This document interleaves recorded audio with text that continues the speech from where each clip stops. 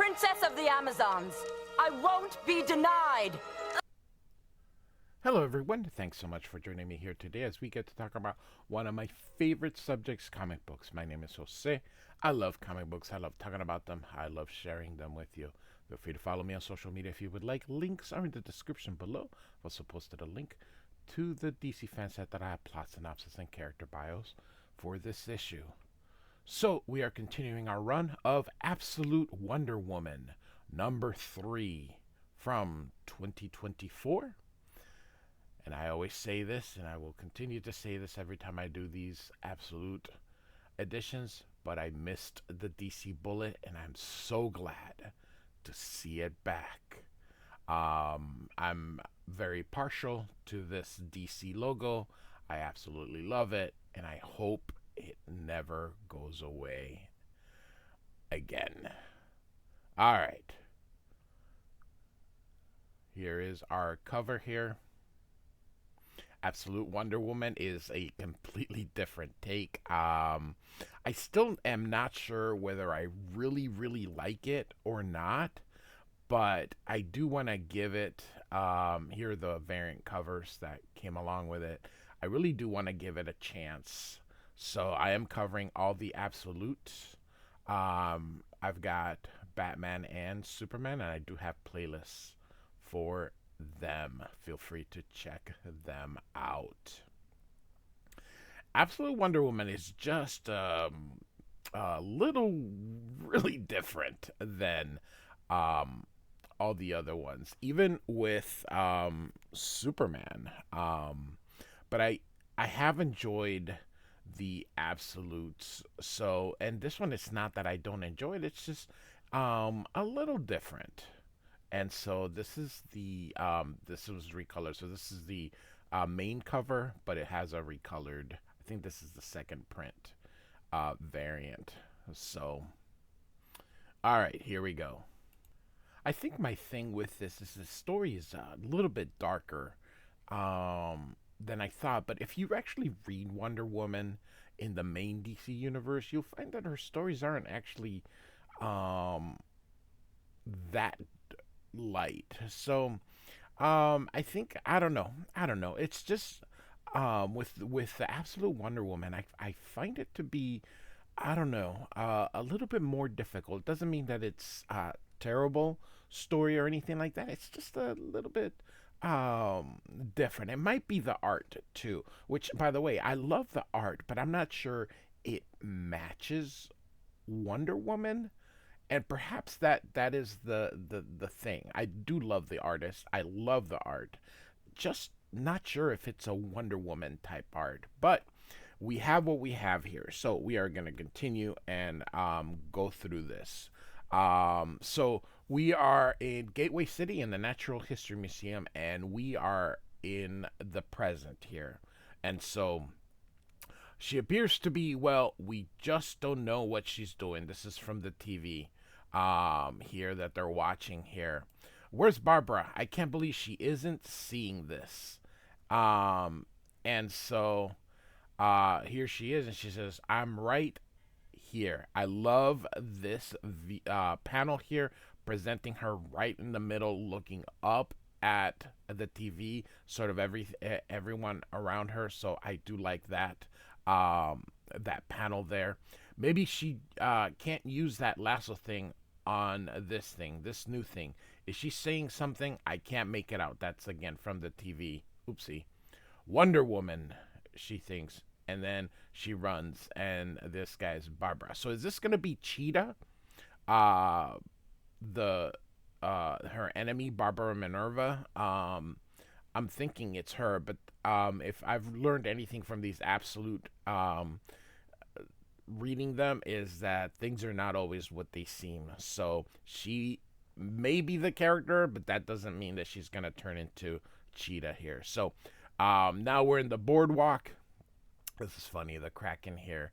And here comes Wonder Woman. And the soldier asks, what did you do?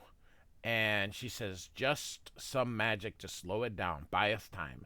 The tetracite is very resistant to magic. My mother would have been more effective, but alas, we have only me.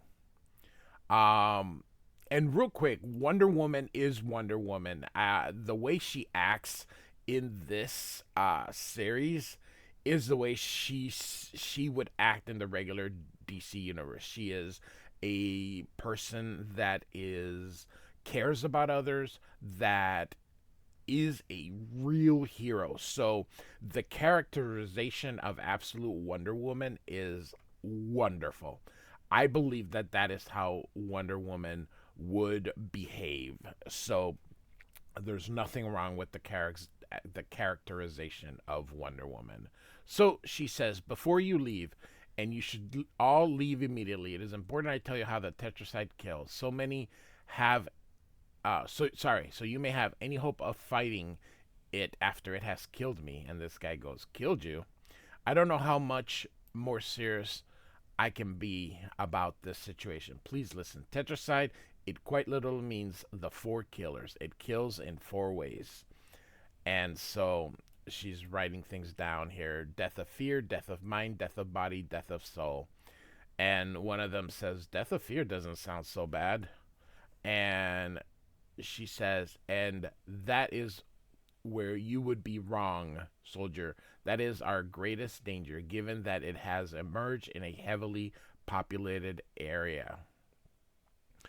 Because of what the tetracide means by death of fear is that you are no longer capable of feeling fear when you see it, and you are instead drawn to it. And I love this illustration here, using the ancient Greek, how they would tell stories in their pottery.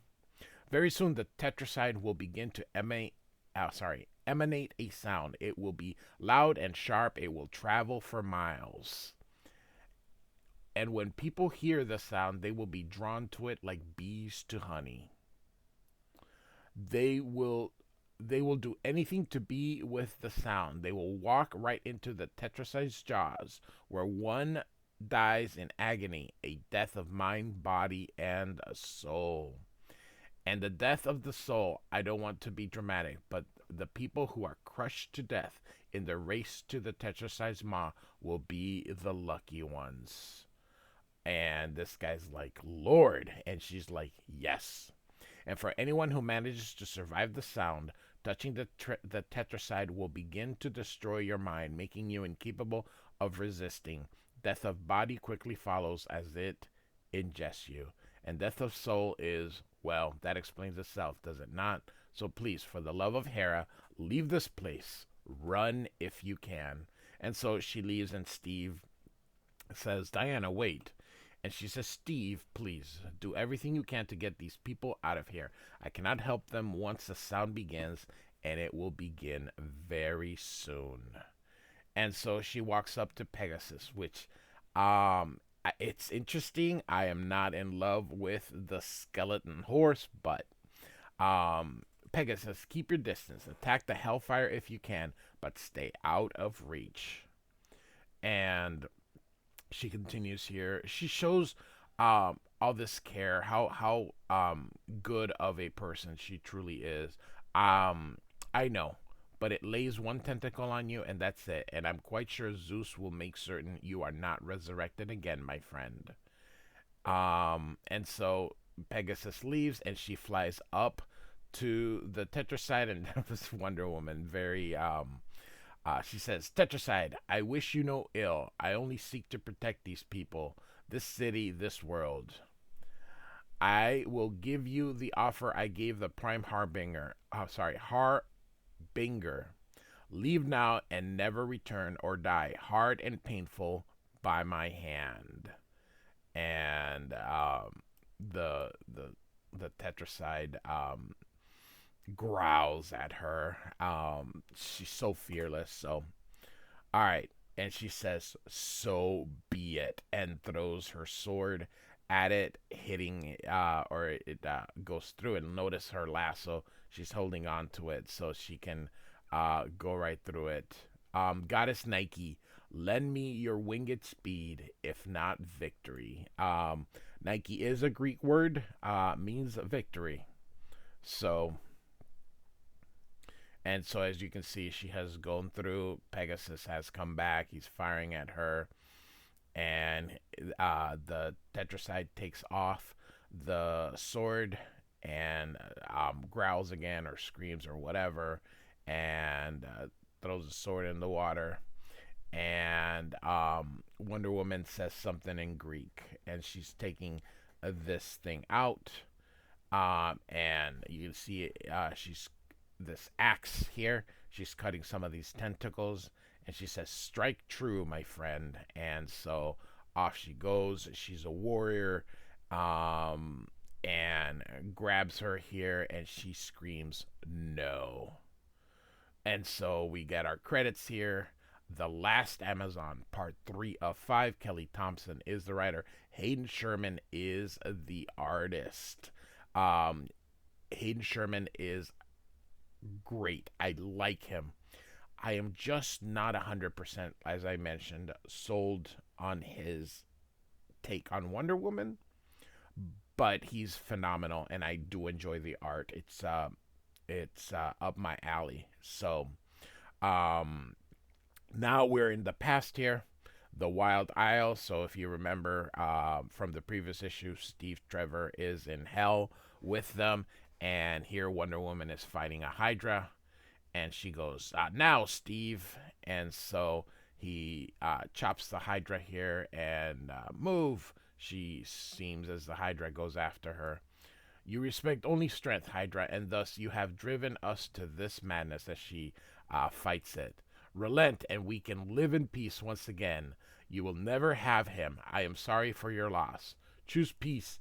Live by Diana's good word." As it's just the characterization is spot on. So I enjoy it. So and so after the battle, they sit here in the fire here, and Steve asks, could it really understand you?" And Wonder Woman replies, "Unclear. Most creatures can, but not all. What is certainly understands is strength.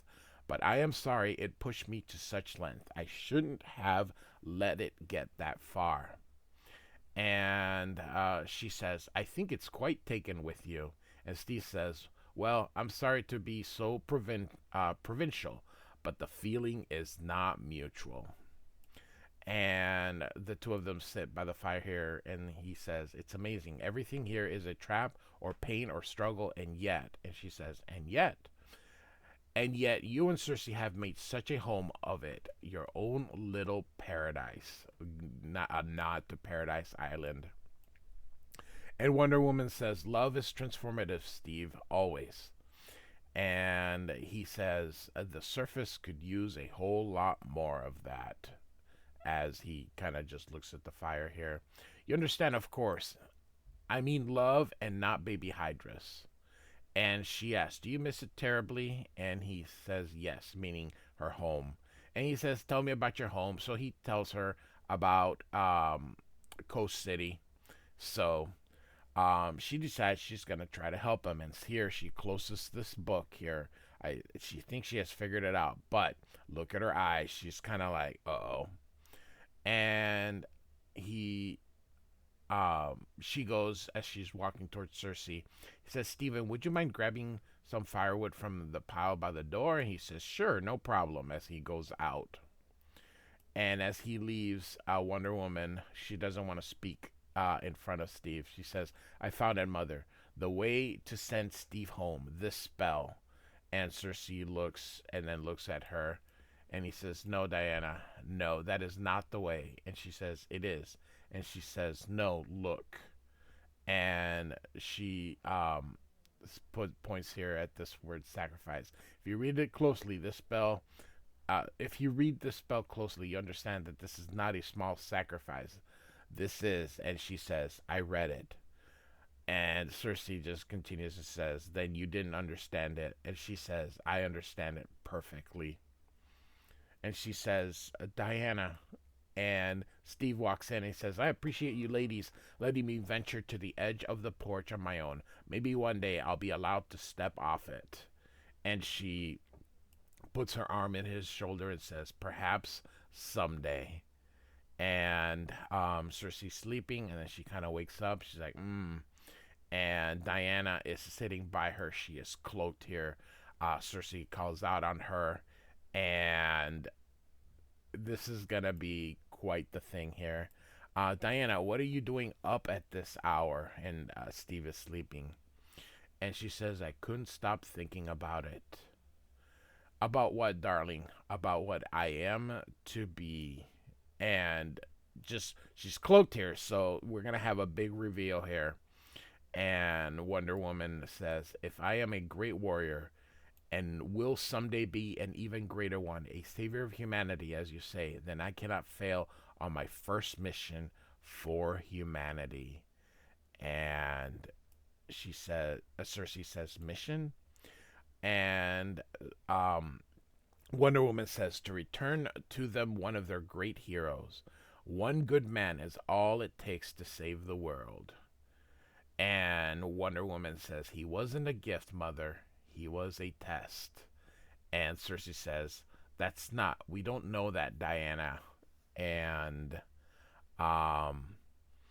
Wonder Woman says, if we are right, I am a great warrior. And so, here we go. Then the dominant arm of a great warrior is a worthy sacrifice, as Wonder Woman chopped off her own freaking arm. My goodness gracious, she took off her arm. And Cersei's like, Diana, what have you done? And she says, what was necessary? And the two hug. She just chopped off her arm. Wow. I told you the absolute universe is the same yet so different. I enjoy it. I think people that don't want to like it are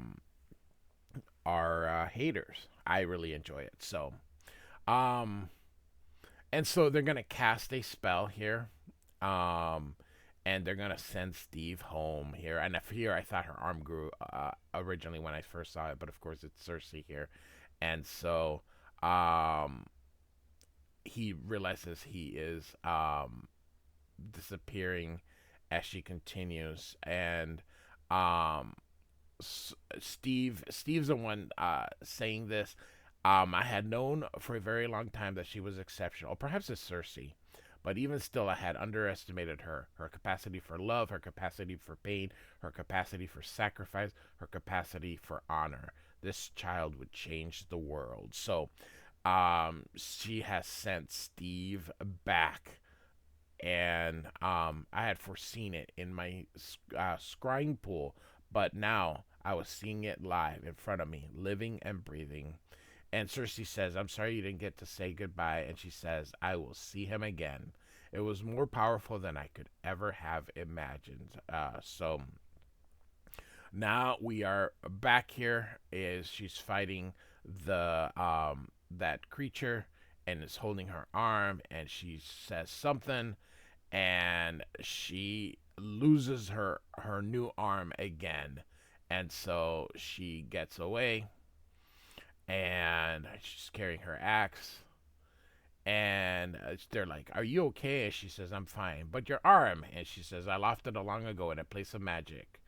uh in its place is a magic arm my mother and I made.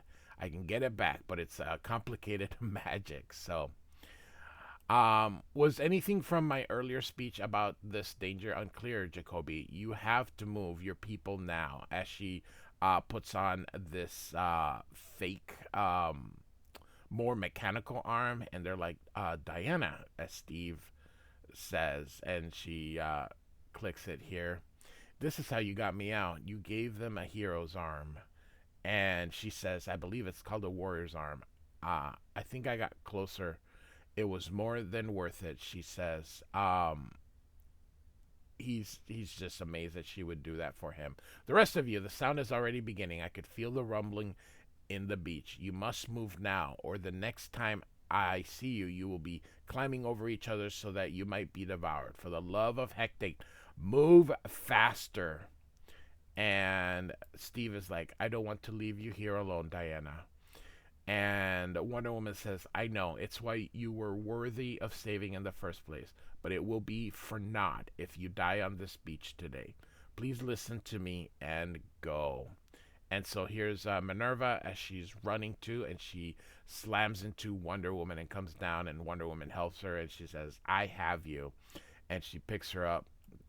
And look how mighty and powerful Diana is. She's drawn tall, and she says, Miss, you shouldn't be here. In fact, it's too late for you to run. Please go inside this Sea Monsters theme bar and speak to Steve Trevor. Tell him Diana asked him to get you to safety. And she says, Wonder Woman. And she comes back and questions, Wonder Woman?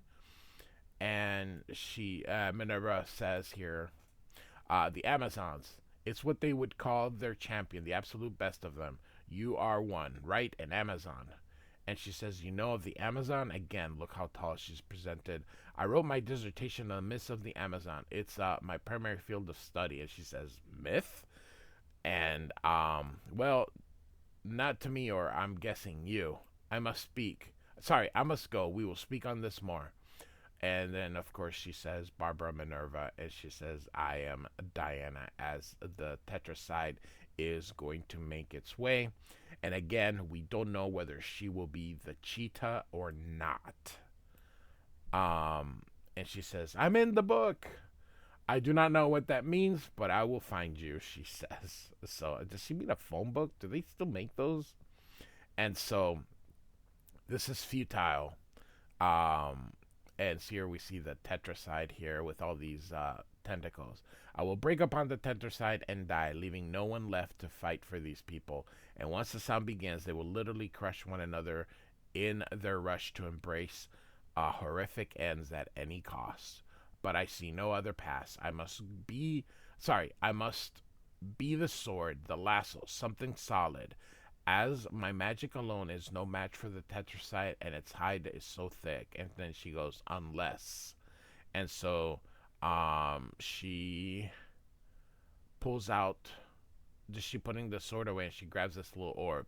Yes, that could work, but I would need to strengthen it. No, not strengthen, widen. 1,000-fold. Yes, I think that would do. And so this reporter says the military has called for a full evacuation of the city, but of course that's easier said than. And then he says, "Oh crap, gentlemen, I'm going to need your assistance." And so, this is not for recording, gentlemen. And so, she says, can I ask why?" Says the reporter. And Wonder Woman says, of course. It's mostly because I don't want people to be afraid, and new things are often scary. Frightened populace will serve no one now. The other reason is because magic is sacred, and not everyone has earned the responsibility to wield it. And then she says something, and this guy says, "That's a pretty good answer." And she's like, and the other guy's like, "It really was." And so Wonder Woman speaks to the people and says here, "Hello, Gateway City. My name is Diana, and I'm afraid I need your help to save your city. There is a terrible monster on your beach called the Tetracide, and I have been trying to fight it, but it is very powerful. It is beyond me. The military is trying to evacuate you, but there is simply not enough time. Soon the Tetracide will begin to emit a sound, the sound that will compel you to sacrifice yourselves to it. This will be difficult to hear, to understand it, but to save you from this thing, I'm going to briefly make you all deaf, the entire city." And they look at each other. "Many of you do not believe me, but I assure you, you're about to become believers. Panic and chaos that brings will not be as deadly as the Tetracide itself. And so, I need you to be calm. I need you, especially those of you that are hearing this message now, to help your friends and neighbors. Kindness and compassion are all that will save us now." And see what I mean? Wonder Woman is heroic. So her characterization is spot on. "I have come here to save your city, but today it seems it will be up to each of you to save your city instead. I know you can do it. Wonder Woman believes in you." And so, Wonder Woman says, "Thank you, gentlemen. I ask that you run that on a loop rather than broadcasting the tetracide, as one is instructive and hopeful, and one will encourage chaos and fear. I'm counting on you to be the former." Oh, her faith in humanity, Wonder Woman. Huh?